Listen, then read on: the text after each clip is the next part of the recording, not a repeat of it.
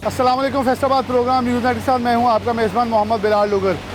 बिजली के बिलों ने हर एक को चकरा के रख दिया है। शहर फैसलाबाद मज़दूर का शहर है। इन्हीं मज़दूरों की वजह से ये टेक्सटाइल का शहर कहलाता है। इन्हीं मज़दूरों की वजह से ये ताजरों का शहर कहलाता है। जब आम आदमी पिसता है तो शहर फैसलाबाद मुकम्मल तौर पर जमूद का शिकार होता है।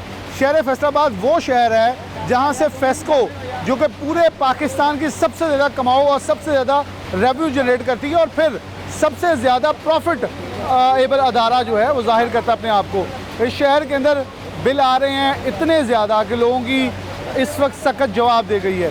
मज़दूर मजदूरी से तंग हैं, जबकि पावर लूम मालिकान अपनी लूमें चलाने से कासर नज़र आते हैं। ये बिल इतने ज़्यादा हैं क्योंकि अगर बड़ी इंडस्ट्री की बात करें तो वो सोलर पर शिफ्ट हो रही है, लेकिन इनके पास इतनी सख्त नहीं है कि मालिकान अपने फैक्ट्रियों के ऊपर सोलर प्लांट लगवा लें। जो मालिकान अब यहाँ हज़ारों की लाखों की तादाद में लूमें होती थी, जो कि कम होती होती इतनी हो गई हैं कि अब डिमांड एंड सप्लाई पे काम चल रहा है। लेकिन अब यहाँ एक और मसला भी है कि यहाँ जिस दिन आता है मरम्मत के नाम के ऊपर फेस्को अपना यहाँ लोड शेडिंग शुरू कर देता है। हमारे सबसे पहले बाबा लतीफ़ साहब मौजूद हैं, लेबर यूनियन के ये सदर हैं, इनसे बात करते हैं। अस्सलाम वालेकुम बाबा जी, कल आपने बहुत बड़ा जलसा भी किया है। हालात वाक़यात इस तरफ हैं कि मालिक भी अब मजदूर बना हुआ है। जितना बिल आया है, बड़ी इंडस्ट्री वाला तो ऊपर सोलर लगा लेता है, ये लूमों वाले तो इतनी कैपेसिटी रखते भी नहीं, इतनी कमाते भी नहीं कि ऊपर सोलर लगाएं। मजदूर का तो वैसे ही इस्तेसाल हो चुका है। इस बजट के बाद क्या कहेंगे, कितने कितने बिल आ गए हैं, लोग कितने तंग हैं? जी, बिलों की वजह से तो आपको पता है कि रोज़ाना की बुनियाद पर जब हम सुबह उठते हैं तो कोई ना कोई खुदकुशी होती है। ये जो मजदूर जहाँ पे बैठे हुए हैं, रोज़ाना इनके घरों में झगड़े हो रहे हैं, मियाँ बीवी की रोज़ाना की बुनियाद पर लड़ाई हो रही है। क्योंकि जो अपने घर कमा कर लेके जाते हैं, अगर 6,000-7,000 रुपये लेके जाते हैं, वो 4 हफ्तों में 20-22 हज़ार बनता है। अगर सिर्फ बिजली का बिल ही 12,000, ये 11,000 रुपये, 11,760 रुपये बिजली का बिल है। तो इसके बाद गैस का बिल आएगा, इसके बाद यूनिट दिखाइए कितने इस्तेमाल हुए हैं। ये किसका है? ये आपका? कितने यूनिट इस्तेमाल हुए हैं? 274 बाबा यहाँ इसके यूनिट लिखे होंगे 200। ये देखें जी, इरफान ज़रा क्लोज़ कर लें। ये यूनिट 274 लगे हैं। अब क्योंकि 200 पे ये डाका है, ये डाका है क्योंकि 200 के ऊपर इनका बिल बनेगा 3 से 4 हज़ार रुपया। लेकिन जैसे ही 201 यूनिट हुआ है तो ये 30,000 रुपये, यानी कि 3,000 रुपये फ़ी कस यूनिट के हिसाब से इन्हें कॉस्ट हुआ है। और ये आप खुद अंदाज़ा करें कि एक आम आदमी को कैसे मारा जा रहा है। आप क्या करते हैं? पावर रूम पर काम करता हूँ। आप कितने सालों से कर रहे हैं? 40 साल हो गए। जिस फैक्ट्री पे आप काम करते हैं, उस मालिक के कितनी लूमें बढ़ी हैं, कितने घर बने हैं? 60 लूमें हैं उसकी, घर 6-7 घर हैं उसके, 6-7 भाई वो खुद काम सब करते हैं, वो अलग-अलग। वो तो ऐसे कर रहे हैं। ये देखो ना, मालिक ने तो करोड़ रुपये लगा के अपना इंतजाम कर लिया, उसके ऊपर सोलर लगा दिया। हाँ, ये वो सोलर लगा, बिल्कुल सही है। हम कितने जाए? और जुम्मेवार दिन मेरा झगड़ा हुआ उससे पानी के कूलर से। पानी का कूलर भी बंद हो गए? पानी का कूलर ही बंद हो गया। मैं उन्होंने कहा भी पानी का कूलर लैके आ, जो मैं बंद की लूमा अद्धे घंटे के इंतजाम हो गया। उन्हें पता नहीं मैं तंजीम का बंदा, इन्हें फटा पा लेना। ये बहुत जुल्म कर रहे हैं। यहाँ जिधर भी जाओगे ना तो ऐसा ही होगा। कितने साल हुए हैं पावर लूम पे काम करते हैं आप? 40 साल हो गए हैं। 40 साल में आपके कितने घर बने हैं?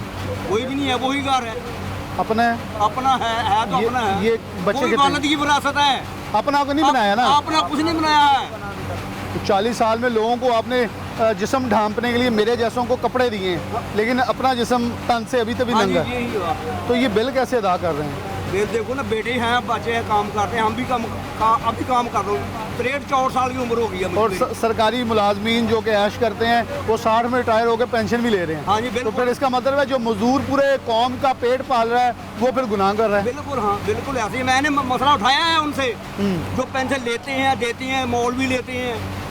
देखो इस्लाम में ये जायज़ है?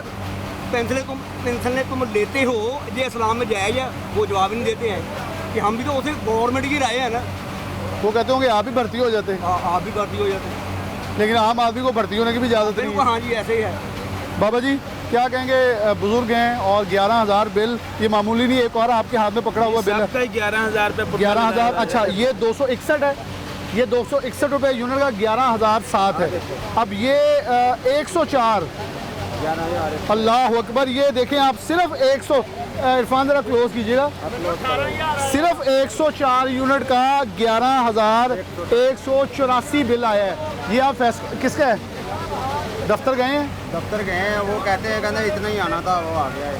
इतना आ गया तो आ गया, अब इसका कोई वापसी नहीं। वापसी की किस्त हो जाएगी, वो भी अदा करनी पड़ेगी आपको। भाई चंगे करानी तो हो ही जा रहा है, सब कुछ हो ही जा रहा है। वो जाते हैं ठीक करवा लेते हैं।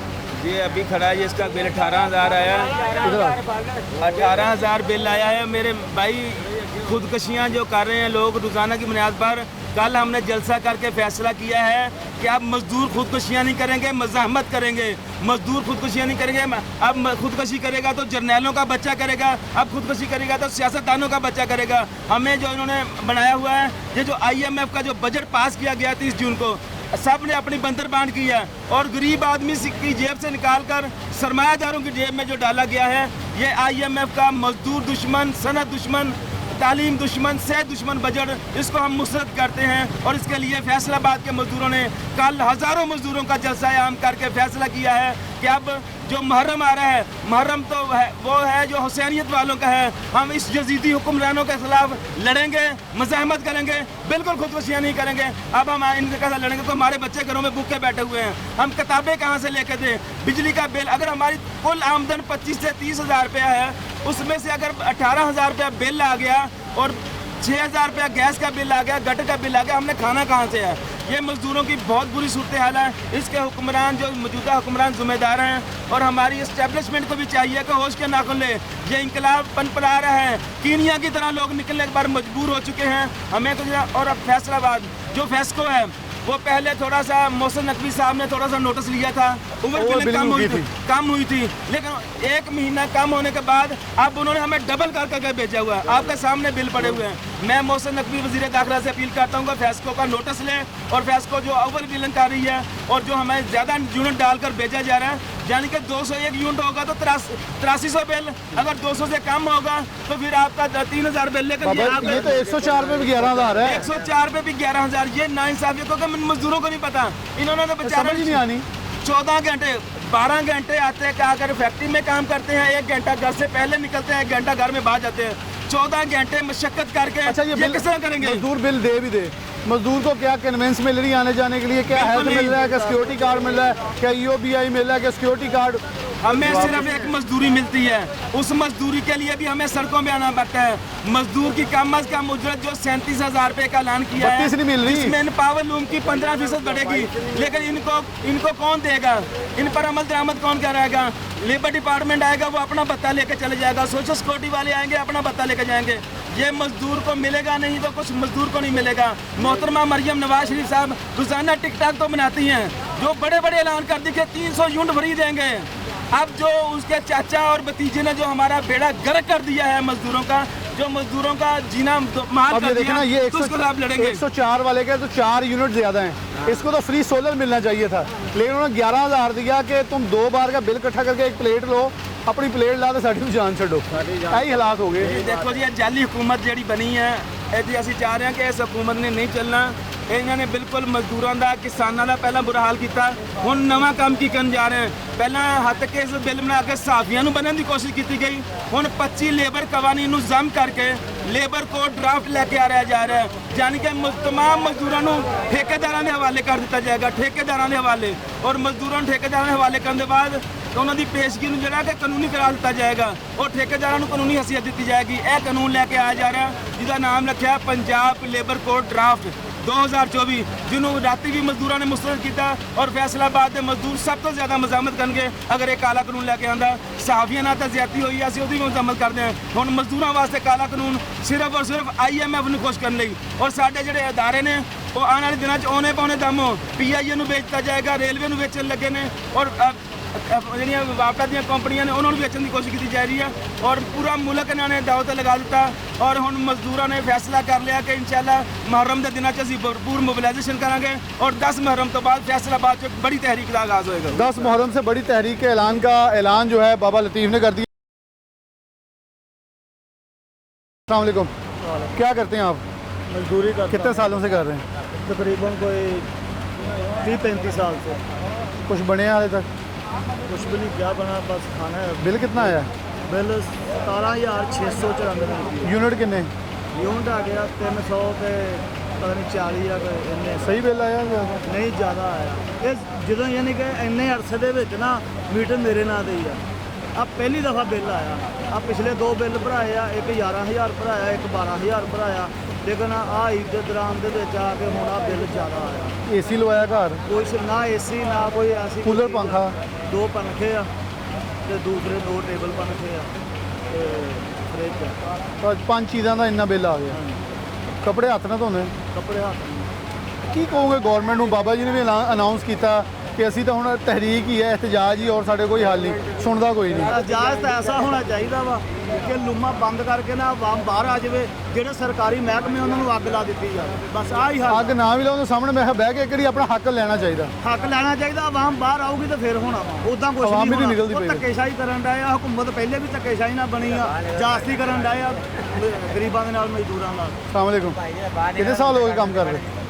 30-35 ਸਾਲ ਤੁਹਾਡਾ ਬਿੱਲ ਕਿੰਨਾ ਕੁ ਆਇਆ? ਸਾਡਾ ਬਿੱਲ ਆਇਆ 6,000 ਤੁਸੀਂ ਸਹੀ ਲੈ ਗਏ? ਕਿੰਨੇ ਯੂਨਿਟ ਸੀ? ਯੂਨਿਟ ਦਾ ਹੈਗੇ ਆ ਮੇਰਾ ਨਾਲ 100 ਤੋਂ ਪਤਾ ਨਹੀਂ ਕਿੰਨੇ ਹਾਂ, ਇੱਥੇ ਤੁਸੀਂ ਬਚ ਗਏ। ਇੱਥੇ 104 ਤੇ 11,000 ਲੱਗਾ ਹੋਇਆ ਵਾ। ਲੱਗਾ ਹੀ ਦਾ ਬਾਜੀ, ਜਿੱਧਰ ਦਿਲ ਕਰਦੇ ਜ਼ਿਆਦਾ ਕਰ ਦਿੰਦੇ, ਜਿੱਧਰ ਦਿਲ ਕਰਦੇ। ਯਾਨੀ ਤੁਹਾਨੂੰ ਲੱਗਦਾ ਉਹਨਾਂ ਨੂੰ ਪਤਾ ਹੀ ਕੁਛ ਨਹੀਂ। ਉਹਨਾਂ ਨੂੰ ਕਾਹਦਾ ਪਤਾ, ਜੇ ਪਤਾ ਹੋਵੇ ਤਾਂ ਇਦਾਂ ਕਰਨ। ਬਿਲਕੁਲ, ਇਹ ਦੇਖੇ ਜੀ, ਇੱਕ ਪਿਛਲੀ ਵਾਰ 200 ਪਤਾ ਨਹੀਂ 65 ਯੂਨਿਟ ਸੀਗੇ, ਉਹਦਾ 11,000 ਬਿੱਲ ਆਇਆ। ਐਤਕੀ ਆ ਗਿਆ 300 ਪਤਾ ਨਹੀਂ 40 ਆ ਕਿ 45 ਆ। ਐਤਕੀ 17,600 ਪਤਾ ਨਹੀਂ ਜਿਹੜਾ ਬਿੱਲ ਬਣਿਆ 18,000 ਅਸੀਂ ਬੰਦੇ ਆ ਇੱਕੋ ਹੀ ਮਹੀਨੇ ਦੇ। ਹੁਣ ਤੁਸੀਂ ਇਹ ਦੇਖੋ ਕਿ 100 ਕਿੰਨੇ ਯੂਨਿਟ ਆ ਤੇ ਇਹਦਾ ਬਿੱਲ 104 ਕਿੰਨਾ ਵਾ। ਤੁਹਾਡੇ ਯੂਨਿਟ ਬਲਕਿ 4-5 ਵੱਧ ਹੀ ਹੈ। ਮੈਂ ਅੱਗੇ ਕਹਿਣ ਡਿਆ, ਮੈਂ ਕਿਹਾ ਮੇਰੇ ਘੱਟ ਆ, ਇੰਨਾ ਬਿੱਲ ਕਿੱਦਾਂ ਇਹਨੂੰ ਜਾਣਾ ਚਾਹੀਦਾ ਇਹ ਵੈਸੇ। ਗਿਆ ਵਾ। ਉੱਤੇ ਬਾਅਦ ਚ ਸੁਣਦੇ ਹੀ कुछ नहीं है साड़ी। अच्छा, ये फेस्को के लिए एक लम्हा फिक्री है, बल्कि ये तमाशा है कि एक ही मोहल्ले के अंदर ये कह रहा है मेरा 107-8 जितने भी यूनिट बने मेरा 6,000 बिल आया, जबकि ये आपका नाम क्या है? मोहम्मद शफीक का उसी मोहल्ले में 104 यूनिट के ऊपर 11,184 बना है। और ये दुरुस्तगी करवाने गया है तो उन्होंने अपनी गलती मानने से इनकार किया। क्यों? क्योंकि ओवर चार्जेस हैं और जो लोग बिल नहीं देते सरकारी महकमों वाले, वो इन मज़दूरों को निचोड़ के निकाला जा रहा है। आप गर्मी का अंदाज़ा करें और इनकी मजदूरी का अंदाज़ा करें। ये यहाँ मजदूरी कर रहे हैं, इनके साथ ऐसा साल कैसे किया जा रहा है? अंदर इससे भी बुरा हाल होता है। बिल्कुल होना है, वो तो हबस है, वो होना ही होना है। यानी कि जब 20 या 22,000 कमाते हैं ना, ये इतना बिल आ गया, फिर कहाँ से बचेंगे? पढ़ाई किधर से कराएंगे बच्चों को? खाना किधर से खाएंगे? घर में झगड़ा ही होगा ना, ऐसे ही होता है और कुछ नहीं होता है इंसान को। और अब तो गरीब है ना, 32-33 साल हो गए हैं, वही कमरा है, वही घर है, उससे ज़्यादा आगे नहीं है। वो भी मेरे दादे की विरासत है। अपना कुछ नहीं, ना वाला ने कुछ बनाया ना खुद बना नहीं, अब बनाया ही नहीं। वालद भी यही काम करता था, इधर से कहाँ बनता है? ये खुद कह देते हैं करना कर लो, नहीं करना ना करो। जब मजदूरी की बात करते हैं ना, हमारा आदमी किधर जाएगा? उधर जाएगा, उधर भी काम नहीं मिलेगा। जब मिला है उधर काम और ख़राब होगा। काम और ख़राब होगा। अस्सलाम वालेकुम। कब से काम कर रहे हो? 20 साल हो गए। अरे तो जवान ही लगता वैसे। बस तेरी सेहत खा गई है लूमा, होर तो कुछ नहीं किया। कितना का बिल आया? 27,000 यूनिट किन्ने? नैट ਤੇ ਚੈੱਕ ਕੀਤਾ ਤੇ ਹੁਣ ਬਿੱਲ ਕਢਾਉਣ ਦੀ ਹਿੰਮਤ ਨਹੀਂ ਹੋ ਰਹੀ, ਜੇ ਜਮ੍ਹਾਂ ਕਰਾਉਣ ਦੀ ਹਿੰਮਤ ਨਹੀਂ ਹੋ ਰਹੀ। ਜਮ੍ਹਾਂ ਕਰਾਉਣ ਦੀ ਹਿੰਮਤ ਨਹੀਂ ਹੋਈ। ਘਾਣਾ ਇਹਨਾਂ ਨੇ ਕੀ ਹੈ ਜੀ? ਕੀ ਲਾਇਆ ਘਰ? ਘਰ ਦੇ ਵਿੱਚ ਪੰਖੇ ਚੱਲਦੇ ਆ ਯਾਰ, ਪੰਪ ਵਾ। ਕਿੰਨੇ ਲੋਕ? ਅਸੀਂ 4 ਬੰਦੇ। ਇੱਕੋ ਘਰ 'ਚ ਰਹਿੰਦੇ ਹੋ ਤੇ ਸਹੀ ਬਿੱਲ ਆਇਆ ਜ਼ਿਆਦਾ ਵਾ? ਬਹੁਤ ਜ਼ਿਆਦਾ ਬਿੱਲ ਹੈ ਸਹੀ। ਤੇ ਚੱਕਰ ਲਾਓ ਇੱਕ ਵਾਰੀ ਫੈਸਕੋ ਦੇ ਦਫ਼ਤਰ ਵੀ। ਹਾਂਜੀ ਇਨਸ਼ਾਅੱਲਾ ਹੁਣ ਚੱਕਰ ਹੀ ਉਹਨਾਂ ਲਾਉਣਾ। ਨੂੰ ਆਸ਼ੀਰਵਾਦ ਲਿਆਓ ਜਾ ਕੇ ਕਿ ਉਹ ਕੀ ਕਹਿੰਦੇ ਆ। ਉਸ ਤਰ੍ਹਾਂ ਦੇ ਇਹਨਾਂ ਨੇ ਮੰਨਣਾ ਨਹੀਂ, ਹੁਣ ਬਾਹਰ ਹੀ ਆਉਣਾ ਪੈਣਾ। मजदूर कह रहे हैं जी बाहर आना अब हल रह गया, क्योंकि मैं ज़रा लाइटर गुफ्तगू इसलिए कर रहा हूँ क्योंकि टेंशनों में हमारी आवाम के लिए इस वक्त शदीद परेशानियाँ जो बढ़ती जा रही हैं। लेकिन मैं उनके साथ ज़रा थोड़ी गुफ्तगू इसलिए कर रहा हूँ कि इंसान हर वक्त परेशानियों के बोझ में किस सोच में फिरता है, उनको ज़रा हौसला ये ज़रूर देना चाहिए कि आपके साथ ज़्यादती हो रही है। अस्सलाम वालेकुम। मेरा मुश्किल है, हमारे मोहल्ले में एक सरकारी अफसर है बागदाद मुलाजिम मोहम्मद आसिफ, 4 नंबर गली है, उसका कल मैंने बिल देखा है 462 यूनिट है, उसका बिल आया 332 रुपये। ये कहाँ का इंसाफ है? कैसा निज़ाम हम पे मुसल्लत कर दिया गया है? उसको जो सरकारी है उसको 2,000 यूनिट फ्री कर दिया गया है, जो मजदूर है उसको उस पर टैक्स लागू कर दिया गया है। इस जो कमा के लेते हैं ना, अब गुनाह ये है। इस निज़ाम पे हम लम्हा फिक्र है, इस पे बगावत करना चाहते हैं, बगावत हो रही है। कैसा निज़ाम हम पे मुसल्लत कर दिया है? 2,000 यूनिट इस्तेमाल कर रहा है, वो फ्री में कर रहा है। जो 24 घंटे काम कर रहा है वो दिन रात अपने बच्चों का पेट काट के अपने चीज़ें घर की बेच के बिल अदा करने पे मजबूर हुआ है। खुदारा होश के नाखून ले, लम्हियाँ फिक रहा है, इंसान खुदकशियाँ करने में मजबूर हो रहा है। दिन ब दिन हर गुर्बत बढ़ती जा रही है, परेशानियाँ बढ़ती जा रही हैं। घर से काम पे आते हैं, काम करते वक्त दिमाग में एक ही बात होती है कि आइंदा माह का बिल कितना आएगा, घर लेके कैसे क्या देंगे, जाना कैसे देंगे। पिछले माह तो ये चीज़ आटा दोबारा महंगा हो गया। आटा आज मैं आटा लेके आया हूँ 950 रुपये का 10 kg। 10 kg 950 10 kg लेके आया हूँ। ये कौन कहता है कि यानी कि किसान से जब गंदम लेनी थी सस्ती, अब बेच रही है तो महंगी। तो वैसे ही मर गया किसान को, तो वैसे इन्होंने बेड़ा गर्क कर दिया उनका। इस दफ़ा जो गंदम होगी ये देखेंगे कि कहाँ गंदम है, ये गंदम ढूंढते फिरेंगे। ये बिल्कुल गंदम ढूंढते फिरेंगे, ये हाल है। अस्सलाम वालेकुम। मेरे निके निके बच्चे नौ कल्ला मिहनत कर 6000 कितने यूनिट महीने के बिल आ गया ਤੇ ਕਿੰਨਾ ਕਮਾ ਲੈਂਦੇ ਮਹੀਨੇ ਦਾ? ਇਹਦਾ 20-25 ਘਰ ਆਪਣਾ ਕਿਰਾਏ ਉਹਦਾ ਕਿਰਾਇਆ ਕਿੰਨਾ? 6000 12000 ਤੱਕ ਗਿਆ ਤੇ ਪਾਈਪ 10000 ਨਾਲ ਪੂਰਾ ਮਹੀਨਾ ਹੁਣ ਗੁਜ਼ਾਰਾ ਕਰਨਾ। ਹਾਂ ਕਿਤੇ ਖਾ ਲਈ ਕਿਤੇ ਨਾ ਖਾਦੀ। ਤੇ ਗਵਰਨਮੈਂਟ ਨੂੰ ਕੀ ਕਹੋਗੇ ਕਿ ਮਤਲਬ ਕਿੱਥੇ ਤੱਕ ਆ ਗਏ? ਉਹ ਤਾਂ ਕਹਿੰਦੇ ਮਜ਼ਦੂਰਾਂ ਦੀ ਕੰਮ ਹੀ ਬੜਾ ਕਰ ਰਹੇ ਨੇ। ਕੰਮ ਕਰ ਰਹਿ ਗਏ, ਕੋਈ ਪੱਲੇ ਨਹੀਂ ਪੈਂਦਾ, ਬਿੱਲ ਹੀ ਲਈ ਜਾਂਦੇ। ਕਿੰਨਾ ਹੋਣਾ ਚਾਹੀਦਾ ਯੂਨਿਟ? ਹੁਣ ਕੀ ਇਹ ਵਾ ਕਿ ਜਰਾ ਕੋਈ ਹਿਸਾਬ ਦਾ ਹੋਵੇ, ਕੋਈ ਮਹਿੰਗਾਈ ਦੀ ਸਸਤੀ, ਜਾਣੀ कि खान पीने की चीज़ें भी सस्तियाँ हों। बिल्कुल जी, मज़दूर जो है वो इस वक्त मैं ये कह रहा हूँ कि ज़ुबान को ताले लग गए हैं। ऐसे लग रहा है कि ललखड़ाते हुए जो है वो बोला जा रहा है, उनसे अल्फाज जो है साथ नहीं दे रहे। क्यों? ये लड़खड़ाते हुए लफ्ज़ ये बताते हैं कि बेबसी जो है वो बढ़ती चली जा रही है और अदारों में बैठे लोग भी बेहिसी का मजाक और तमाशा सिर्फ देख रहे हैं। या मज़ीद और लोग। अस्सलाम वालेकुम। कहाँ रहते हैं आप? मैं इधर ही रहता हूँ। आप कितना बिल आया? मेरा 11000। कितने यूनिट हैं? 218। 218 11000। ਤੁਸੀਂ ਫੇਰ ਬਚ ਗਏ। ਉਧਰ 104 ਤੇ ਵੀ 11000 ਆ। ਸਾਰਿਆਂ ਨੂੰ ਇੱਕੋ ਜਿਹਾ ਮੈਨੂੰ ਲੱਗਦਾ ਲਾਤਾ। ਜਿੱਦਾਂ ਹਿਸਾਬ ਦਾ ਲਾਈ ਆ ਰਹੇ, ਜਿੱਦਾਂ ਹਿਸਾਬ ਲੱਗਦਾ ਉਹਨਾਂ ਦਾ ਲਾਈ ਕੰਮ ਜਾਂਦੇ ਲਾਈ ਆ ਰਹੇ। ਬਸ ਗਰੀਬ ਹਰ ਟਾਈਮ ਕਿਸ਼ਤਾਂ ਹੀ ਚੱਲਿਆ ਜਾ ਰਿਹਾ ਮਾੜੇ ਬੰਦੇ ਨੂੰ ਕੌਣ ਮਾੜੇ ਭਰਦਾ? ਬੰਦੇ ਨੂੰ ਭਰਾਉਣਾ ਹੀ ਪੈਣਾ ਤੇ। ਮਾੜੇ ਬੰਦੇ ਨੂੰ ਹੋਰ ਗਰੀਬ ਤੋਂ ਗਰੀਬ ਤਰ ਕਰੀ ਜਾ ਰਹੇ ਨੇ ਇਹ। ਤੇ ਮੇਰਾ ਇਹਨਾਂ ਲਈ ਮੁਤਾਲਬਾ ਹੈ ਕਿ ਸਾਡੇ ਲਈ ਕੋਈ ਸੋਚੋ, ਖੁਦਾ ਦਾ ਰਹਿਮ ਕਰੋ ਆਪਣੇ ਆਪ ਤੇ ਸਾਡੇ ਤੇ ਵੀ ਨਹੀਂ ਕਰੋ। ਮਜ਼ਦੂਰ ਨਾਲ ਰਿਹਾ ਫਿਰ ਰੋਟੀ ਇਹਨਾਂ ਨੂੰ ਨਹੀਂ ਲੱਭਣੀ। ਖੁਦਾ ਦੀ ਲਾਠੀ ਬੇਵਾਦ ਆ, ਫਿਰ ਇਹਨਾਂ ਨੂੰ ਵੀ ਇਦਾਂ ਦਾ ਹੀ ਹੋਣਾ ਵਾ ਵੀ ਅਸੀਂ ਤਾਂ ਇਹੀ ਮੁਤਾਲਬਾ ਕਰਦੇ ਹੁਕੂਮਤ ਅੱਗੇ ਕਿ ਸਾਨੂੰ ਕੋਈ ਰਿਲੀਫ ਦਿੱਤਾ ਜਾਵੇ, ਬਜਟ ਦੇ ਵਿੱਚ ਕੋਈ ਆਸਾਨੀਆਂ ਕਰਕੇ ਗਰੀਬ ਬੰਦੇ ਨੂੰ ਵੀ ਉਹਦਾ ਫਾਇਦਾ ਪਹੁੰਚਾਇਆ ਜਾਵੇ। ਕਰਜ਼ਾ ਲਈ ਜਾਂਦੇ ਨੇ ਪਰ ਸਾਡੇ ਤੇ ਲੱਗ ਕੁਝ ਨਹੀਂ ਰਿਹਾ ਹੈਗਾ, ਆਪਣੀਆਂ ਜੇਬਾਂ ਭਰੀ ਜਾ ਰਹੇ ਨੇ। ਕਰਜ਼ਾ ਵਧਣ ਦਿਆ ਨਾ ਤੁਹਾਡੇ ਤੇ। ਹਾਂ ਸਾਡੇ ਸਿਰ ਤੇ ਕਰਜ਼ਾ ਵਧੀ ਜਾ ਰਿਹਾ। ਕਰਜ਼ਾ ਲੈ ਆ ਰਹੇ ਆ ਲੇਕਿਨ ਵੱਧ ਤੁਹਾਡੇ ਤੇ। ਦੇਖੋ ਇੱਕ ਐਸਾ ਜਾਦੂ ਹੈ ਨਾ। ਦੇ ਅਸੀਂ ਰਹੇ ਆ, ਖਾਈ ਆਪ ਜਾ Enjoy ਰਹੇ ਉਹ ਕਰ ਰਹੇ। enjoy ਆਪ ਕਰੀ ਜਾ ਰਹੇ ਆ। बस ਹੁਣ चलें, ये शुक्रिया। दोस्त अस्सलाम वालेकुम। आगे आ जाओ। क्या नाम है? खुर्शीद अहमद। खुशी कब से काम कर रहे हैं यहाँ? 22 साल हो 22 साल हो गए। तो की बनाया हाले तक? ਕੁਛ ਵੇਚਿਆ ਹੀ ਆ, ਬਣਾਇਆ ਕੁਛ ਨਹੀਂ। की होश बेचता? ਜਦੋਂ ਮੋਟਰਸਾਈਕਲ ਸੀਗੀ ਉਹ ਵੇਚ ਦਿੱਤੀ। वजह ਪਹਿਲਾਂ ਬੁਲਾ ਲਈ ਗੈਸ ਦਾ की बिल कितना आ गया? ਐਕਟਿਵ 11760 ਰੁਪਏ। यूनिट किन्ने? 274 अच्छा ये थोड़ा इत्थे है 200 ਜੂਨ ਦਾ ਆ ਮੇਰਾ ਬਿੱਲ ਆ ਤੇ ਆਹ ਵਾਲਾ ਤੁਹਾਡਾ ਬਿੱਲ ਆ 274 11049 ਰੁਪਏ। ਕੀ ਚਲਾਉਂਦੇ? 11760 ਰੁਪਏ। 760 रुपये। की चलाते हो? ਕੁਛ ਨਹੀਂ, ਪੱਕਾ ਵਾ ਪੰਪ ਆ। बस। अच्छा इनके अंदर देखें जी, अब ज़रा थोड़ा बिल को थोड़ा और तफसील से देख लेते हैं। इलेक्ट्रिसिटी ड्यूटी 124.86, टेलीविज़न फ़ीस 35 रुपये। टीवी देखते हैं? ਨਹੀਂ ਆ ਮੋਬਾਈਲ ਬੋਲਦੇ ਲੱਗੇ ਰਹੇ देखा करो बिल आंदा वा। ਉਹ ਲੈ ਦੇ ਖਰਚਾ ਪਾਲਣ ਦਾ ਬਿੱਲ ਤਾਂ ਇਹੀ ਨਹੀਂ ਬਿੱਲ ਦੇ ਹੋ ਰਿਹਾ ਪੱਕੇ ਦਾ ਤੇ ਜਾਂ ਪੰਪ ਦਾ ਨਹੀਂ ਦੇ ਹੋ ਰਿਹਾ। General sale tax 1680, GST fuel price adjustment 109 रुपये, ED ऑन एक और फ्यूल एडजस्टमेंट जो है एक्साइज ड्यूटी 8.90 और 1974 टोटल इनका जो बिल है। लेकिन आगे जाके वो 11,760 रुपये बनता है। क्यों? क्योंकि कीमत बिजली की 7436 रुपये लगाई है। फ्यूल प्राइस एडजस्टमेंट एक और लगाई है 593, फाइनेंस कॉस्टिंग सरचार्ज 885, समाही टैरिफ एडजस्टमेंट 887, जबकि टोटल इधर भी 9,802 है। अब ये मिलकर इनका बनता है 11,000। अब ये देखें कि आवाम को इन चीज़ों का इस्तेमाल नहीं है लेकिन उनका बिल आवाम को देना पड़ा है। इससे बड़ा आवाम के साथ ज़्यादती, जबर और जुल्म क्या होगा? मज़दूर अब कह रहे हैं कि हम मोबिलाइजेशन कैंपेन शुरू कर चुके हैं और 10 मुहर्रम के बाद बाकायदा सड़कों के आगे ऊपर अपना एहतजाज रिकॉर्ड करवाएंगे। एक ब्रेक लेते हैं, दोबारा हाजिर होते हैं। दोबारा से प्रोग्राम के अंदर शामिल कहते हैं। गर्मी की शिद्दत बढ़ रही है तो उसके साथ ही बिजली के बिल और बिजली के असरात जो हैं वो इंडस्ट्री मालकान पे शिद्दत इख्तियार करते जा रहे हैं। कारोबार बचाएं, धूप से बचें, गर्मी की शिद्दत से बचें, या पेट के जहन्नुम या दोज़ख को उससे महफूज रखा जाए। हमारे साथ मलिक साहब मौजूद, सबसे पहले उनसे आगाज़ करते हैं, फिर रामे साहब की तरफ बढ़ूँगा। अस्सलाम वालेकुम। साहब, सबसे पहले मुझे तो मालूम है, लेकिन नाज़रीन के लिए कितने साल से आप पावर लूम का कारोबार कर रहे हैं, क्या कुछ बेच चुके हैं और हुकूमत की तरफ क्या देख रहे हैं? अभी तो जितना मतलब हालात जा रहे हैं बिजली के बिल का, वो तो हमें हिसाब ही नहीं होता ना कि एक माह बाद कितना बिल आएगा। पहले ये होता था कि एक यूनिट है, मतलब जो भी है ना, एक रेट होता था, वो रेट फिक्स होता था, वो चलता था, उसके हिसाब से बिल आता था, हम उसका एस्टिमेट लगाते थे, जो भी हमारे अखराजात थे उसके हिसाब से चल रहे थे। लेकिन अब जो बिल आ रहे हैं ना, वो कम हर माह तकरीबन 3 से 4 लाख बिल ज़्यादा आ जाता है, जिसकी वजह से मैंने तो मतलब बता दूँगा कि मेरे पास गाड़ी थी, वो भी मैंने सेल कर दी, अभी मोटरसाइकिल पे हूँ। आप देख लें क्या हालात हैं। तो सब कुछ हम तो वैसे ही एक बिल जमा कराने के लिए हमें ना अपने जो एसेट्स हैं वो बेचने पड़ रहे हैं। हाई साहब, मलिक साहब, आज से 12 साल पहले कितनी पावर लूम्स थी? वो उस वक्त तो मैं मैनुअल में काम कर रहा था, मैनुअल पावर लूम थी, वो मेरे पास थी तकरीबन 42।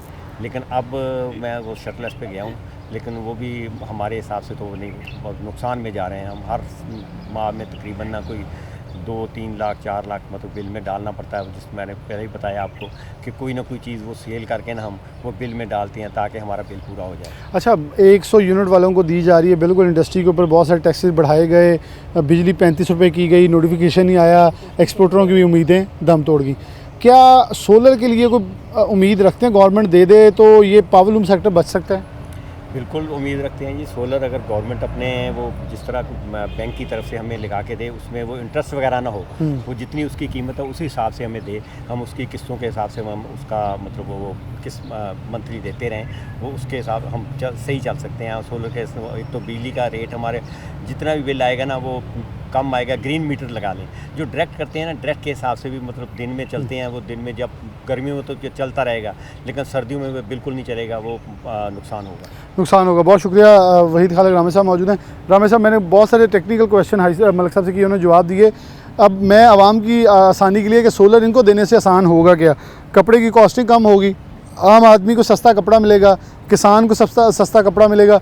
जब ये चलेगा, दुकानदार खुशहाल, मज़दूर खुशहाल, लूम वाला खुशहाल, ये चेन दोबारा कहीं ना कहीं चलती नज़र आएगी। इस वक्त सूरत हाल बड़ी ही ख़राब है। आप लोग चीख रहे हैं तो LSM चीखें निकालते नज़र आ रहे हैं। वो कह रहे हैं बस हो गई है।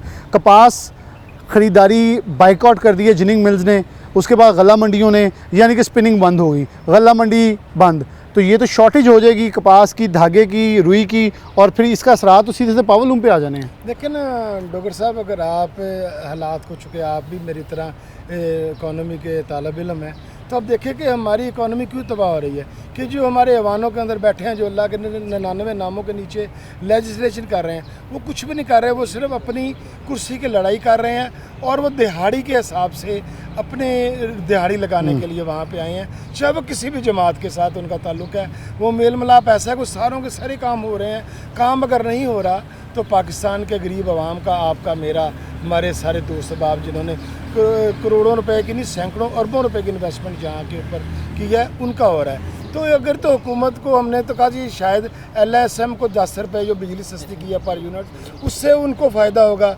हमें तो बिल्कुल नज़रअंदाज किया गया इस बजट के अंदर, बिल्कुल नज़रअंदाज किया गया। हमारे से तो सजेशंस भी नहीं माने गए। शायद वो लोग जो स्मॉल इंडस्ट्री है, SMEs हैं, वो हालांकि वो मैशत की रीढ़ की हड्डी होती है, उसको उन्होंने इंसान ही नहीं समझा, जिस तरह वो गरीब आदमी को इंसान नहीं समझ रहे। इस वक्त तो फ़कीर भी जो है वो भी डायरेक्ट वो टैक्स दे रहा है, आपका जो सड़कों पर मांग रहा है वो भी अपना चीज़ें ख़रीद रहा है, बिल दे रहा है, साबुन ले रहा है, दवाई ले रहा है, तो वो भी हुकूमत को, वज़ीरों को दे रहा है कि तू बुलेट प्रूफ में बैठ, तू बाहर का पानी फ्रांस का पी, वो हमारे पैसों से पी, तू मौज कर, हमारी खैर है। तो पाकिस्तान की सारी आवाम जो है इस वक्त जलीलो ख्वार हो रही है। इंडस्ट्री का आप देख लें कि हर तीसरी फैक्ट्री क्यों बंद है, क्योंकि बिजली जो है, इसका जिन जो है महंगी बिजली का, ये इंडस्ट्री सारी खा चुका है। 65 रुपये यूनिट से ये रेट बढ़ चुके हैं। इसके ऊपर इसका यही नतीजा निकलना था, आपके ज़रिए पूरे पाकिस्तान के टॉप टियर मीडिया के ज़रिए हम चीखो पुकार करते रहे, खुदारा इसके ऊपर सोचे, किसी ने सोचा।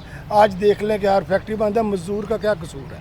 मज़दूर को तो फैक्ट्री कोई उधार नहीं दे रहा। मज़दूर के लिए इतने बुरे हालात यहाँ पे हो गए हैं कि अगर कोई बंदा 25-30 हज़ार रुपया कमा रहा है, ये बहुत एक्सेप्शनल है, कोई फैक्ट्री पूरी चलती है तो उसका 12,000 बिल आ गया, उसके 30,000 में से उसके पास कितने पैसे बाकी रह गए? 22,000 रुपया या 25,000।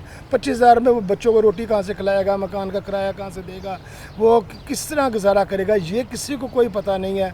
तो जब तक हुकूमत जो है वो माँ जैसी नहीं होगी रियासत, तो इसी तरह होना है। तो हम तो समझते हैं कि हम लवारस हो चुके हैं, पाकिस्तान की पूरी 25 करोड़ आवाम ही लवारस है। तो इंडस्ट्री को चलाना मैं समझता हूँ ख्वाब है। पाकिस्तान में मैन्युफैक्चरिंग करना जो है मैं समझता हूँ कि ये जो है अब गुनाह है। पाकिस्तान को एक इम्पोर्टिंग कंट्री बन जाना चाहिए। आपका ट्रेड जो डेफिसिट है वो बढ़ता जा रहा है, आपकी इम्पोर्ट्स जो हैं वो बढ़ रही हैं, आगे से ज़्यादा हो रही हैं। अगर 30 जिस रुई ने $1 अरब बचाया था पिछले साल में, हमारा $1 अरब पूरा ऑन रिकॉर्ड, आज वो रुई किसान लेके फिर रहा है पिकिंग करने के बाद, खरीदार कोई नहीं है। देखे ना अगले सीजन के अंदर कौन आपकी कपास लगाएगा, कौन गंदम लगाएगा, जो गंदम का मकई का भी ये हाल कर दिया। अभी किसी ने मकई ने लगाई, किसी ने बाजरा लगा लिया, किसी ने तिल लगा लिए हैं। वो आप देखिए गंदम किसान से कितने की ली है और आज 900 रुपये का थैला 10 किलो का हो गया है, जो 400 रुपये आ गया था। यानी कि गंदम फिर बूस्ट करके अपनी हद मुकर्रर कीमत से भी ऊपर जा चुकी है। पाकिस्तान जो है ना ये माफियाज के कंट्रोल के अंदर ही आ गया है। जो असेंबलीज के अंदर बैठे हैं इन्होंने अपने कार्टल्स बना लिए हैं, ये माफियाज के अंदर चल गए। हम तो रोना पहले रोते रहे ना कि सूतर मंडी के अंदर माफियाज हैं, कपड़ा मंडी के अंदर हैं, या आजकल वो बैंकों में जाके इंटरेस्ट रेट ले रहे हैं फिक्स, वो अपने मजे कर रहे हैं। तो कसूर तो हमारा मैन्युफैक्चरिंग का है। हमारी फैक्ट्री का बिल हमें बता देता है कि यार इसने जो है महीने के अंदर जब 50,000 मीटर प्रोडक्शन की है तो इसको जो है बिल भी ठोक दें, इसको टैक्सेस भी ठोक दें। जो बिजली पूरे पाकिस्तान में चोरी हो रही है, जो ये वापडा वाले चोरी करवा रहे हैं, ये क्यों नहीं चोरी करवा रहे? बेहतरीन बिजली चोरी करा रहे हैं। इसी की वजह से ये हमारे से अनशेड्यूल लोड शेडिंग कर रहे हैं कि ये अपनी चोरी को कंपनसेट कर रहे हैं। ये सारे के सारे मामला जो हैं ये हमें देने पड़ रहे हैं। तो इसका खमियाजा आपकी इंडस्ट्री भुगत रही है आपकी। इसी वजह से आज क्राइम्स इतने ज़्यादा हैं कि आधे से ज़्यादा क्राइम फैसलाबाद के अंदर रिपोर्ट नहीं हो रहे हैं। बिल्कुल सही है। बैंकों से पैसे लेकर निकलते हैं, 20-20 हज़ार रुपया ATM से लेकर निकलते हैं। वो आपको जनाब पहले तो आके पिस्तौल रखते हैं आपकी पसली के ऊपर, वो पैसे लेके भाग जाते हैं। तो बजाय वो पुलिस के पास जलीलो ख्वार होने के, वो चुप करके बैठ जाता है। CPO से भी हमारी दरख्वास्त है फैसलाबाद के, अगर जगह जो अरकान असम्बली नहीं है मुस्लिम लीग नून से, वो जाग तो रहे हैं। हमारी इंतज़ामिया है, हमारी यहाँ पे एजेंसीज़ हैं काम करने वाली, ये तो खुदारा कोई तो हमारी पुकार को सुने। कि इंडस्ट्री तो तबाह हो गई थी। आज पाकिस्तान के गरीब आवाम जो है, मज़दूर हमारा जो है वो भी बेहाल है। ये देखिए हमारे पास मिसाल है ना, हमारे जो सफ़ेद पोश मालकान थे वो दिवालिया हो गए। अगर किसी के पास कोई टूटी फूटी कार थी वो मोटरसाइकिल पर आ गया, उसका मुआशरे में एक मकाम था, रिश्तेदारियां थी। आप देखिए कि वो सारा सर्कल उनका किस तरह तबाह होता जा रहा है, किसी को एहसास कोई नहीं है। हर बंदा जो है वो शाम को TV शोज़ पे देखे, वो पता नहीं कोई मखसूस रिश्तों के ऊपर बातें कर रहा है, कोई वो अपनी बातें का डिफेंड कर रहा है, कोई एग्रेशन दिखा रहा है, वो एक दूसरे को ऊपर वो थूक रहे हैं और चाट रहे हैं। पाकिस्तान की आवाम का खून चूस रहे हैं। IPPs ने पाकिस्तान को तबाह करके रख दिया है और IPPs का इस वक्त खौफनाक सूरत हाल है कि उनसे मुआहदे वही रिवाइज किए जा रहे हैं। बहुत शुक्रिया। वहीद खालिक रामे साहब मौजूद है और रामे साहब ने एक बात बड़ी ही खूबसूरत कही कि एक दूसरे पे तनकीद बराए तनकीद चल रही है। उस हुकूमत, उस अपोजिशन से भी ये सवाल होना चाहिए और हम कर रहे हैं कि क्या आपको अपोजिशन में सिर्फ एक शख्स आपका लीडर जो जेल में बैठा है उसके लिए अवाम ने वोट दिए थे? बिलाशुबा दिए होंगे, लेकिन उसके पीछे एक सवाल था कि अपोजिशन में बैठे लोग सवाल करते हैं कि आप हमारे लिए क्या कर रहे हैं। अपोजिशन बिल्कुल मुकम्मल तौर पर सिर्फ अपने राइट्स की बात कर रही है, इसके अलावा आवाम की फ़िक्र के ऊपर, आवाम के दर्द के ऊपर बोलने के लिए इस वक्त कोई भी शख्स मौजूद नहीं है। इंडस्ट्री लुट रही है, तबाह हो रही है और कोई चीखो पुकार नहीं हो रही। असम्बली के अंदर सुकून से जमूद का शिकार है। एक ब्रेक लेते हैं, दोबारा वेलकम बैक नाज़रीन। दोबारा से प्रोग्राम के अंदर खुशामदीद कहते हैं। हमने सबसे पहले मज़दूरों से बात की, उनके अहवाल आपको दिखाए। 104 रुपये यूनिट के ऊपर 11,000 बिल तक जो है वो चार्ज किया गया, जिसका बाद में कोई भी सदेबाब नहीं है, फेस्को के दफातर के चक्कर लगाए जा रहे हैं, वो कह रहे हैं आपको जमा करवाना पड़ेगा। फिर हमने पावरलूम सेक्टर के एक शोबे से बात की, जबकि अब कॉटन पावरलूम एसोसिएशन के नुमाइंदा हमारे साथ मौजूद हैं, जो कि ख़ास तौर पर एक्सपोर्ट ओरिएंटेड इंडस्ट्री से वाबस्ता हैं, जिनका माल ज़्यादातर जो है एक्सपोर्टर्स के साथ लिंकेज है। सबसे पहले चौधरी नवाज साहब मौजूद हैं, साबिक सदर हैं फैसलाबाद ऐवान सनत तजारत के, इनसे बात करते हैं। चौधरी साहब बहुत शुक्रिया वक्त देने के लिए। इस बजट के अंदर ये रोना तो सबका हो गया कि पूछा भी नहीं गया, बिठाया भी नहीं गया, इवन किसी चैम्बर को भी ऑन बोर्ड नहीं लिया गया, प्रेस कॉन्फ्रेंस भी होती रही लेकिन सुना नहीं गया। अब बिजली के बिलों के अंदर इजाफा और फिर उसके बाद अब 5 रुपये का और मज़ीद IMF ने मुतालबा किया है कि अभी कम है, थोड़ा सा और बढ़ाया जाए, तो उस पर यकीन दहानी करवाइए। क्या सूरत हाल है इस वक्त कॉटन पावरलूम एसोसिएशन की, और किस रास्ते से आप गुजर रहे हैं? जी बिलाल, आपका भी शुक्रिया, 41 का भी शुक्रिया। हमेशा ही आपने जो कोई बर्निंग इशू है उस पर बात की है और हमारा मौक़िफ़ जो है ना वो ऐवान बाला तक पहुँचाया है, इसलिए मैं आपके इदारे का 41 का भी शुक्रगुज़ार हूँ। बिल्कुल जैसे आपने कहा कि बजट में तजावीज़ ली गई, हमसे फरवरी में डिमांड कर रहे थे, फेडरेशन ने ली, फिर चैम्बर्स ने ली, डायरेक्ट हमने भेजी, लेकिन मेरा ख्याल है एक भी जो है ना हमारी जो तजवीज़ थी जो हमारी जिसमें हम फिजिबल हो सकते थे, वो ना तो फेडरेशन वालों पे अमल किया है, ना कोई चैम्बर्स को सुना गया है। इवन है कि मतलब जो इस वक्त हालात हैं, एनर्जी हमारी तो वो कास्ट का इस वक्त तकरीबन 25 से 30% हो गई है। तो आप समझते हैं कि एक चीज़ हमने पिछले जून में जो थी हमने 14-15 रुपये में दी एक्सपोर्ट में, ज़्यादा से ज़्यादा 18 थे, अब वो 50 प्लस हो गई है। तो ये तो हम जस्टिफाई नहीं कर सकते, बिल्कुल वो इंडस्ट्री बंद हो रही है। हमारी लोकल वाली भी बहुत ज़्यादा मुतासर में है, लेकिन जो इंडस्ट्री है जिसने तो सोलर लगवा लिया, सोलर भी हर बंदा नहीं लगवा सकता, वो थोड़ा सा ईजी है। तो सोलर के अलावा तो सारा का सारा सेक्टर जो है प्रॉब्लम है, हम अपने आर्डर नहीं पूरे कर रहे। बिल्कुल जो हालात आर्डर हैं, लेकिन एनर्जी की वजह से और बाकी जो चीज़ें हमारी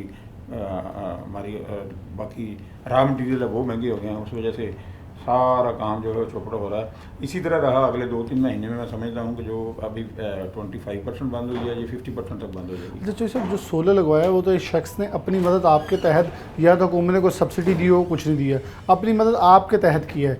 हुकूमत फिर टैक्सेस किस चीज़ के ले रही है? क्योंकि टैक्सेस लेने का मकसद या मकसूद ये होता है कि आपको उसकी मद के अंदर कुछ रिलीफ मिलेगा।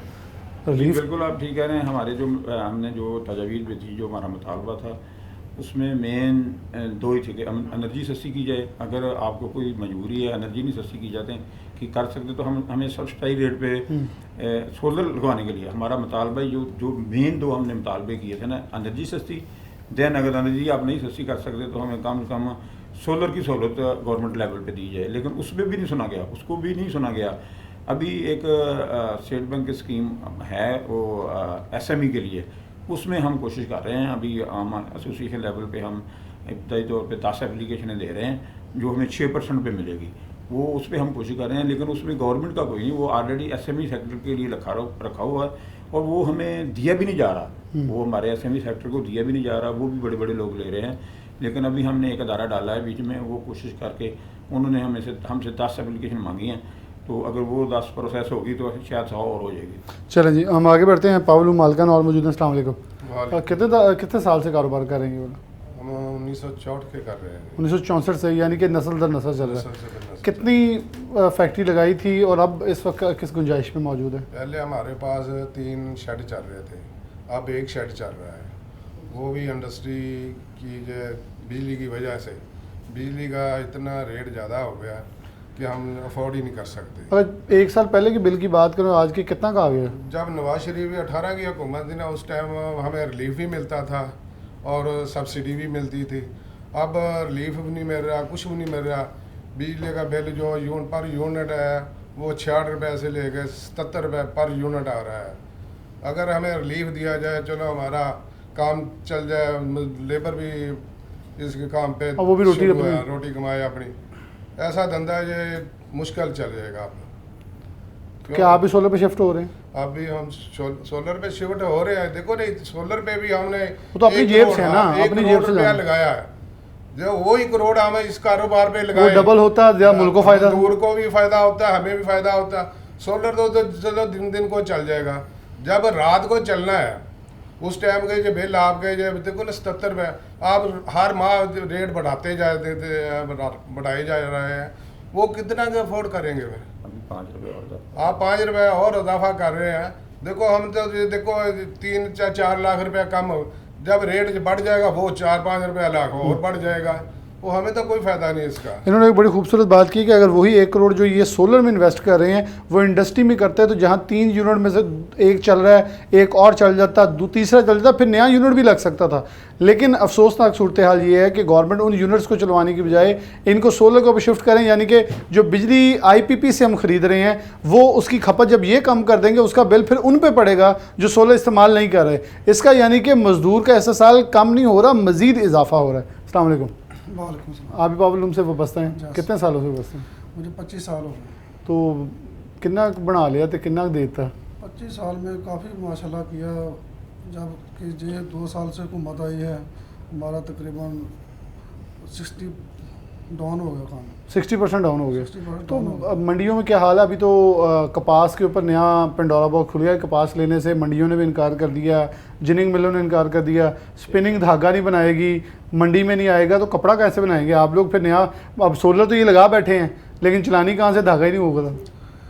धागा महंगा ही इतना, कास्ट ही इतनी है। हम कपड़ा बनाते हैं, वो जब बाज़ार में बेचने जाते हैं वो उसमें नुकसान होता है, इसलिए लूम दिन पर दिन बंद हो रही है। हमारा जो एरिया है पावर लूम का, तकरीबन 40% फैक्ट्रियाँ खाली पड़ी हैं। खाली हो गई हैं, यानी कि लोहे के भाव बिकी हैं, बेच दी हैं, कुआड़ियों को बेच दी हैं उन्होंने।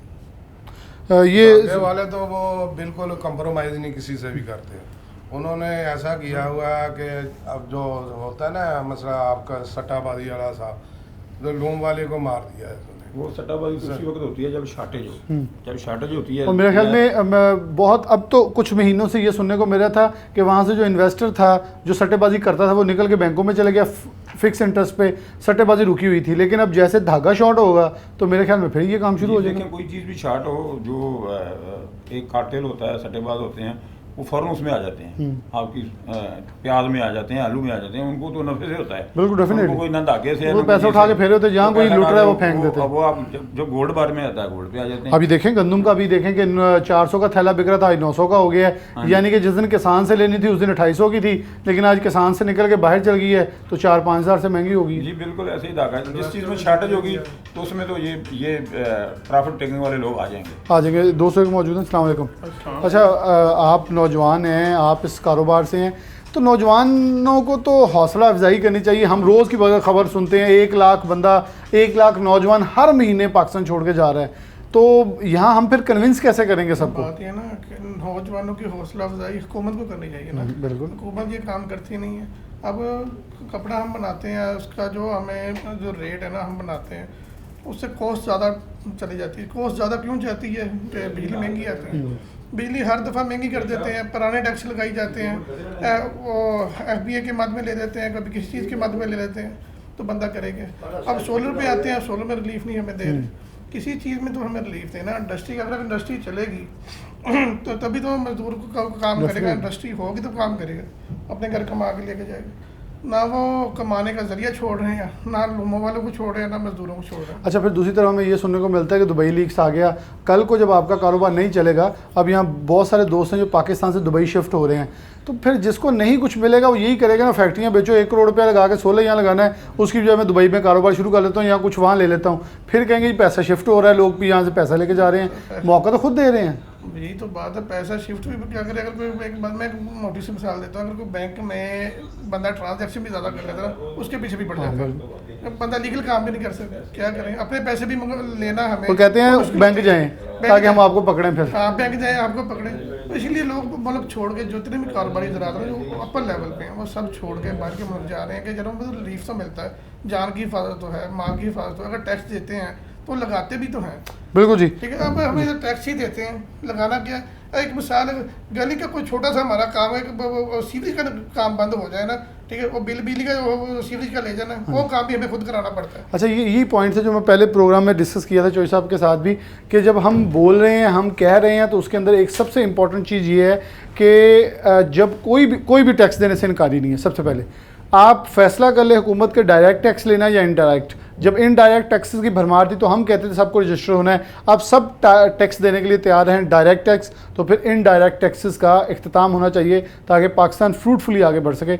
इसी के साथ हमारे साथ चॉइस भी मौजूद हैं। मैं हाई साहब से भी गुफ्तगू कर लेता हूँ, एक बड़ा तजर्बा है पावर लूम सेक्टर के अंदर इनका। अस्सलाम वालेकुम जी हाई साहब, ठीक ठाक खैरियत से हैं? अल्लाह का एहसान में। क्या हालात, कितने के साल हो गए हैं पावर लूम चलाते हुए? 1970 से। 1970 से आप खुद चला रहे हैं? हाँ जी। तो अब कहाँ मौजूद है? 50 साल से ज़ायद हो गया माशाल्लाह। कुछ दौरों में तरक्की हुई, अब तो बिल्कुल कारोबार ख़त्म है। जैसे दोस्तों ने कहा है कि लूम टूट टूट कर 50% ख़त्म हो गई है और वो लोग मजदूरी पे आ गए हैं। फैक्ट्रियों के मालिक से अब वो मजदूरी करने लगे हैं। नंबर 2, एनर्जी का इतना बोझ है कि अब जो चला भी रहा है वो कुछ मजबूरियों की वजह से चला रहा है, वरना कारोबार का कोई तरीका नहीं है। बिल्कुल सही। जो बजट बना है 24-25 का, इसमें किसी भी ना स्पिनिंग से, ना वीविंग से, ना डाइंग से, ना लूप से, किसी से भी गवर्नमेंट ने मशवरा नहीं दिया, ना उनको इन्वॉल्व किया, बल्कि उन्होंने अपनी मर्जी की है। ये कारोबार या बजट का तरीका नहीं है या कारोबार चलाने का तरीका नहीं है। ये लोगों को कम अज़ कम 75% लोग जो हैं वो अंडरग्राउंड हो गए हैं, यानी इतने नुकसान में चले गए हैं कि उनका जीना या उनका ज़िंदगी गुजारना मुश्किल हो गया है। तो इसमें गवर्नमेंट को नाखून खोलना चाहिए कि खोज करे, कम अज़ कम बजट में जो बनाया है इसमें सहूलत दे। जो ये एनर्जी वगैरह का मसला है, जो लोग सोलर लगा रहे हैं, वो जिनके पास पैसे हैं वो ज़्यादा 15% है जी, बाकी 85% जो लोग हैं, 90% है, वो उनकी फैक्ट्रियों में नुकसान हो रहा है। बहुत शुक्रिया। तमाम दोस्त हमारे साथ मौजूद थे। एक वक्त था कि एक नौजवान यूनिवर्सिटी से उठता था, कुछ पैसे वो लेता था और वो सूतर मंडी में बैठकर अपना कारोबार ऐसे शुरू करता था कि आज बेशतर लूमें लगा के बैठे हैं, लेकिन वही सब बेच कर अब इस कारोबार को इख्तिताम करते हैं। मुझे फैसलाबाद के एक मरूफ इंडस्ट्रियलिस्ट की बात याद आती है हमेशा कि वो कहते हैं कि जब हमारा दौर था तो लोग कहते थे कि हम एक यूनिट के साथ एक यूनिट बढ़ाएंगे, लेकिन आज वो वक्त आ गया है कि हमारे बेटे, नई नस्ल आके कहती है पापा इस इंडस्ट्री को बेचें, यहाँ कोई कॉलोनी बना देते हैं, कोई मार्केट बना देते हैं, काम चलता नहीं। जो सब कुछ आखिर पे कहना चाह रहे हैं जी। आप देखें ना जी, मुल्क में आप जिस तरक्की याफ्ता मुल्कों का हालात देखें, वहाँ एग्रीकल्चर और इंडस्ट्री को हमेशा फैसिलिटेट किया गया है। तो यहाँ हमारे जो अब उल्टी गंगा बह रही है, पहले 2000 आप समझें कि 18-19 तक यही तेरा रहा कि आप फार्मर को भी सब्सिडी करते रहे, उसको भी आप पुश करते रहे और इंडस्ट्री भी चलती रही। अब ये जो आपने अभी बात की थी, जो 16% जिन्हें कोई टेस्ट लगाया वो सीधा फार्मर को उसका हिट होगा, क्योंकि वो कपास का रेट कम होगा, उसे बंद कर दी खरीद। वो अगले साल कपास नहीं लगाएगा, फिर रोएंगे $1 अरब जो बचा था अगली बार फिर वापस जाए, वो गन्ना लगा देगा, तो वो इंडस्ट्री भी बंद होगी और ज़मींदार भी परेशान होगा। बिल्कुल चौधरी साहब की ये बात है, मैंने पहले भी प्रोग्राम के अंदर ये जिक्र किया कि $1 अरब सिर्फ हमें कपास की बाहर से दरामद ना करने की मद के अंदर बचा है, उससे हमारी वैल्यू एडिशन बढ़ी है। लेकिन अगर यही $1 अरब आप माइनस करेंगे तो सिर्फ ये इंपोर्ट वाला माइनस नहीं होगा, बल्कि हमारी बरामदात भी माइनस होंगी, जो कि हमें कम बेश $2 से $3 अरब का नुकसान बनता है, जो कि दनिस्ता नुकसान होगा और जिसका खमियाजा पूरी माशरत को भरना पड़ेगा। इसी के साथ प्रोग्राम न्यूज़ नेट से इजाज़त दीजिए।